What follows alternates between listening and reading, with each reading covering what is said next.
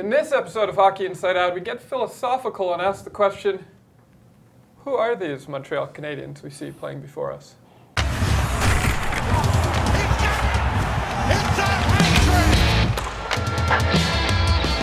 We're back with your weekly favorite hockey show on the internet that talks about the Montreal Canadiens. I'm Adam Susser, and you know these people. They keep showing up. Stu Cowan, CBC Daybreak's Jessica Rusnak, and Mr. Chris Nilan. Here's what we're going to be talking about on this week's show. Number 1, what type of team is the Montreal Canadiens? Number 2, was the solution really in the room? Number 3, did Claude Julien sit Carey Price in Ottawa to give him a rest or send him a message? Number 4, at this point in the season, how would you rate Karl Alzner? Number 5, did the Canadiens make the right decision by not sending Victor Mete back to junior? Let's start the show. The Montreal Canadiens exploded with 13 goals in their last 2 games, which is funny because in their first 10 games, they only scored 18 goals. Who are these people? Because I don't know what to think anymore. Should we get used to the team playing loose and fast and having fun and scoring a lot of goals, or not get our hopes up and wait for the Habs to revert back to the team that they were at the beginning of the season, or are they somewhere in between? What type of team is the Montreal Canadiens? What do you think we can expect moving forward? It was kind of wild there in Ottawa, especially when Al Montoya let in the first shot 20 seconds in, and you're like, oh boy, here we go. But then it's a weird team right now. I mean, this is a team that's always been built on defense, and now, as you said, 8 goals. I mean, they ran into a pretty shaky goalie in Ottawa, and Karlsson on maybe the worst game he's ever played with the Senators. He was -6, but it's a bizarre hockey team. It's hard to figure out right now. I think they were playing with a lot more confidence. If Charles Hudon did not score the second goal of the game and make the game tied at 1, I think this could have been a completely different game. They've been talking a lot about the Canadiens' confidence being a little bit shaky, going down by 2 goals. I can't see them coming back up, but because they were able to get that goal and they kept going, and there were 6 goals scored in that first period alone between those 2 teams, I think it's just a matter of them rolling with how the game's going and just feeling good about themselves, knowing that they have been down a bit and been able to come back into the games. That being said, we'll have to see if they're able to do this on more than one occasion to really get their confidence up. Yeah, I don't think it would have mattered if Hudon scored that goal or not. I think this goaltender was shaky from the start. He was shaky all game. I can't believe he stayed in as long as he did. Same thing against the Rangers. A brutal goalie. He was serving up huge rebounds. So it helped the Canadiens because obviously they were leading the league in scoring opportunities or shots on net, and they finally put some by the goaltenders. But I got to say this team is somewhere in between, and I don't like the way they play defense. Again, for years since I've been back here, people have been crying about this team being boring and a defensive-minded team. And now they start to open it up, leading the league in shots on net. They open things up, and now they're not keeping pucks out of the net. And people don't like that. They don't like that, but they want offense. Everybody whines about the offense. So, I think before when they would open it up in some games, you always had Carey Price there to shut the door, but right now he's not playing well. So, there's a lot to that. They are somewhere in between, and hopefully they can keep this going. With the way their defense is, they might need to score 6 goals to win some nights. That would be more fun to watch, I think. Was Marc Bergevin correct when he said that the solution was in the room? Do you think they finally found that team chemistry? Well, solutions are always in the room. I have to agree with him. It's up to the players in there. If you're in a losing streak, who's going to do it? Who's going to do it? The Bruins going to do it for you?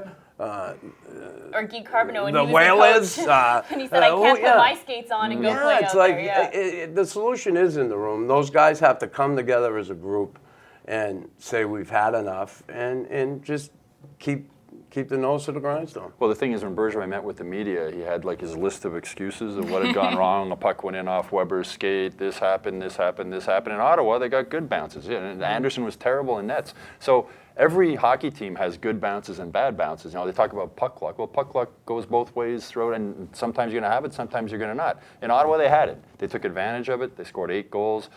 Is a solution in the room? It was for that night. But going forward, in the NHL, when you're playing with a team that's $8.5 million below the salary cap, you're missing either one superstar player or 2 pretty good players at $4 million a year. And I think it's Is the answer in the room? A little bit, but I think the answer is also they're missing a key piece to this team, or two pieces. I agree with you that they are missing some key pieces, but during that stretch, their top players were not playing like the top players should be. Carey Price was not there. Max Pacioretty was snake bit, that he wasn't able to find the back of the net, that they needed more from these guys. Alex Galchenyuk as well. So if they were playing to how we know that they could elevate their game, it might be a different story. So I don't think Marc Bergevin was completely wrong by saying the answer was in the room, but I do think that people would like to see him go out and do something with that $8.5 million to make this team better. Well, do you think he will, and what can he do? I think he will. It's just a question of time. He's not spending it quick enough for some people, but again, you want to spend it in the right way, not just go spend it. Oh, let's go. I mean, I don't want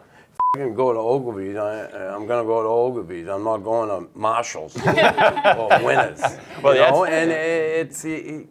I'm sure he's waiting for the. They got millions of dollars. Part of the answer in the room, though, I mean, Arturi Leikkonen's played really well this year. He hadn't scored. He got his first two goals of the year. Well. Hudon hadn't scored. He got his first two goals. So I think, this team talks so much about confidence, and I think Hudon and Leikkonen have some confidence now. So, confidence, this team makes a big thing about confidence. I think the key thing in the room is those two guys gain confidence in Ottawa. And it's the kind of thing where it's a domino effect. As soon as one team makes a move, then I think other teams are more willing to see what's out there and make some changes as well. So at this point in the season, it's a little bit difficult. Okay.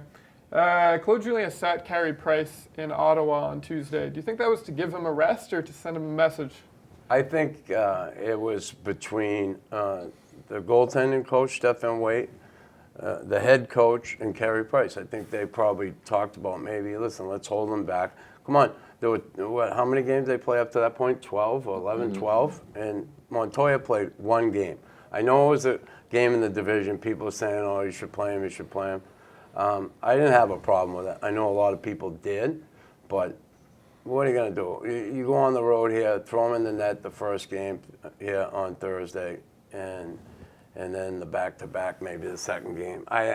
The first game in the back-to-back, and put Montoya in the second game in Chicago. He's from there, right? It'd be a good thing. I don't think it's, I'm glad he didn't play. We won. Well, I think Carey needed a mental break. Yeah. I think with everything, I mean, he's not it's a little himself. early for a mental break. break. He's not. But he's not himself though. I think I don't know if confused is the right word, but he just doesn't seem to be himself. And they had a day off Sunday. They didn't practice or anything. He didn't play Monday. They had a day off Tuesday. That's 3 days basically off. And in any job you have, getting 3 days off is nice sometimes. So I think it was a case of giving him basically like a long weekend type thing to come back, and it'll be interesting to see how he responds. But I think he hasn't been himself, and I think maybe Claude Julien thought it was best to just let him step back a bit, take a few days, catch your breath, and come back again. We'll see if it works. And I think it was a way to reward Al Montoya as well, because so many people kept saying, well, the players on the team, that he played really well in that game against the LA Kings in LA, and they didn't play up to their full potential to help him out. So maybe this was sort of a make-good game for Al Montoya, that they felt that they owed him one. But when that first shot went in on Montoya, I think Claude Julien might have been going, oh, and no. it was Tom Hyatt as well, the former. Karl Alzner was one of the more optimistic pickups that Marc Bergevin made this summer. How would you rate his play so far? He's having an adjustment period. I mean, they've talked about playing zone defense and man-to-man defense. It changed from Washington to Montreal. He's been playing with a couple of different partners. I think it's an adjustment period. I mean, he basically is what he is. He's a big defensive defenseman. Plays, tough against the boards, tough in front of the net. Speed is not his forte, but I think he'll settle in. And he is what he is. He's a defensive defenseman. Well, I think I like that he came out and said, you know what, I am having trouble adjusting to this new system, so he owned that part of it. He was one of the off-season signings that I most looked forward to. He hasn't lived up to the potential on how I thought he would fit in here, but it's still early in the season. Give him a little bit more time to sort of figure out the system and see how it goes, but I do think that he is an upgrade on Alexei Emelin. Yeah, I heard for the Halloween party he went as Ed Asner. No one will get that. No one will get that joke. No. He certainly, everybody has struggled here. And, Alzner, steady. He's going to be one of them defensive guys, just good in his own end. He's not the best puck mover in the world, but, you can't have all puck movers. Maybe we got too many of the same type of guys, but I think in their own end defensively, this team will get better.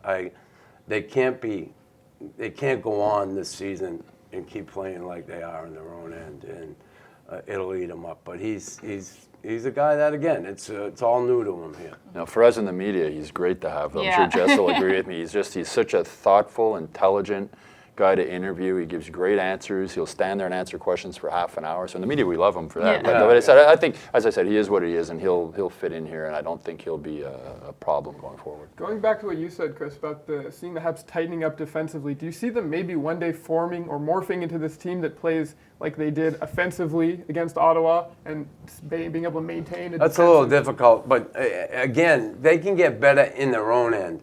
Before, the defensive system was more, they would trap teams and really clog up the neutral zone and kind of dumb the game down a little bit. And bore everyone to They're death. not doing that now.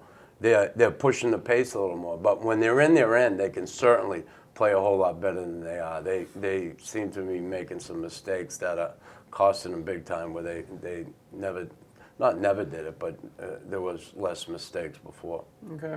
Do you think the Canadiens made the right decision by not sending Victor Mete back to junior? Yes. Yes. Okay. Yes, I like everything about this kid. I think he's, as I say, his brain works as quick as his feet. His hockey sense is fantastic. He's a good partner with Shea Weber. And Claude Julien is using him well. His minutes have come down a little bit the last couple of games. Julien talked about how many hard minutes he played early, and he showed he could do it. But now that, we were talking about Alzner before, now that he's playing a little better and as Petrie improves, there'll be less pressure on Mete. But the kid's ready to play in the NHL and play him here. And the kid seems smart as well, and coming from a good family. His mom's going to come over and live in Montreal, sort of, I guess, part-time. They're from Toronto. They're going to find a place here, and she's going to keep an eye on him, make sure that he's, in time for curfew. And I think it's good that they just don't let the kids loose in this city. And I think for many years that has been a little bit, destructive to some players and their careers because they basically got the keys to the city and ran with them. Yeah, it's good he's here. I'm glad they kept him. The only problem I have with it is down the road, I think physically it's going to catch up with him a little bit. And that's where they have to really be careful with his ice time and everything because, again, he's used to playing that schedule. And, again, remember, he's not an 18-year-old, he's a 19-year-old.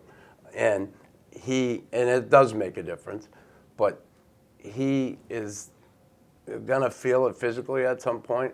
But that's where they have to be careful with him because, again, it's a long season. He's used to it, but he's not used to it playing against men. 82 games a year is a lot when you're playing against men, not boys.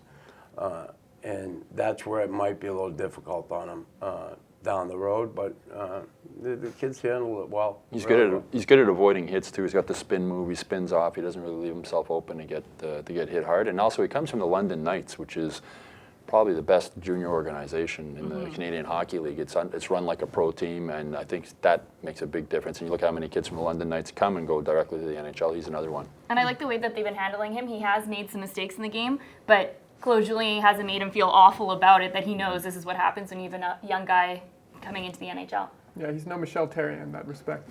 Okay, that is our show for this week. We want to thank you all for tuning in. I want to thank the cast here for showing up to work. Like, subscribe, share. We appreciate you watching every week. We'll see you next Thursday.